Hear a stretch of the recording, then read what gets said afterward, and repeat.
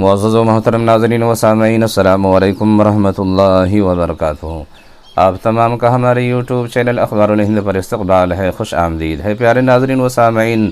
ایک بہت ہی بڑی خبر، اچھی خبر سامنے نکل کر آ رہی ہے کہ فقیہ الاثر حضرت مولانا خالد سیف اللہ رحمانی صاحب دامت برکاتہم العالیہ All India Muslim Personal Law Board کے 5ویں صدر منتخب ہو گئے۔ اللہ تبارک و تعالی اس فیصلے کو ملت اسلامیہ ہندیہ کے حق میں باعث خیر و برکت بنائے۔ تو پیارے ناظرین و سامعین، تفصیل جانتے ہیں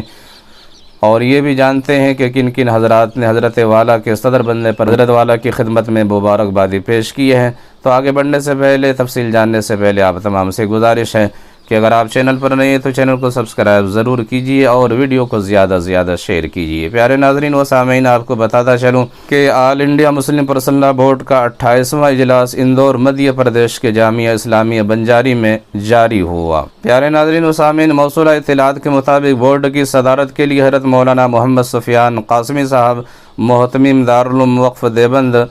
کی جانب سے مولانا خالد سیف اللہ رحمانی صاحب کا نام پیش کیا گیا ہے، جس کی بروقت تائید مولانا شاہد حسنی صاحب، مولانا سید محمود مدنی صاحب نے فرمائی۔ اس کے بعد اتفاق رائے سے تمام عاملہ کے اراکین نے مولانا خالد سیف اللہ رحمانی صاحب کو بورڈ کا 5واں صدر منتخب کر لیا ہے۔ حضرت مولانا خالد سیف اللہ رحمانی صاحب کے 5واں صدر بننے پر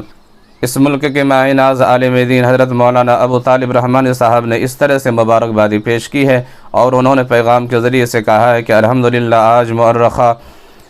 3 جون 2023 بوقت شب کے 9:13 پر All India Muslim Personal Law Board کے 28واں اجلاس میں اتفاق رائے سے عالم اسلام کے مقبول عالم دین فقیہ الاثر حضرت مولانا مفتی خالد سیف اللہ رحمانی صاحب صدر بنائے گئے ہیں۔ اس طرح سے انہوں نے مبارکبادی پیش کی۔ تو پیارے ناظرین و سامعین، حضرت والا بہت سارے عہدوں کے مالک ہیں کہ حضرت مولانا خالد سیف اللہ صاحب رحمانی دامت برکاتہم العالیہ بانی و ناظم دارالعلوم سبیل الفلاح جال دربھنگا المعہد العالی اسلامی Hyderabad All India Muslim Personal Law Board کے صدر منتخب ہونے پر ہم بھی حضرت والا کی خدمت میں مبارکبادی پیش کرتے ہیں اور اللہ تبارک و تعالی سے دعا کرتے ہیں کہ حضرت کا سایہ ہم تمام پر تا دیر قائم رکھے اور ان سے ملت کی تعمیر کا کام لے۔